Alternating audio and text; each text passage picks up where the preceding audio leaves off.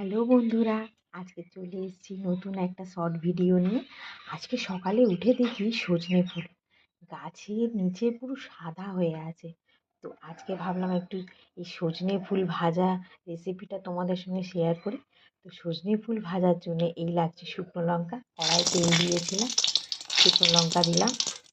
সজনে ফুল খাওয়া এই সময় খুব ভালো উপকার বলে মনে হয়, তাই এই সময় সজনে ফুল খেলে অনেক অসুখ বিসুখ থেকে রেহাই পাওয়া যায়।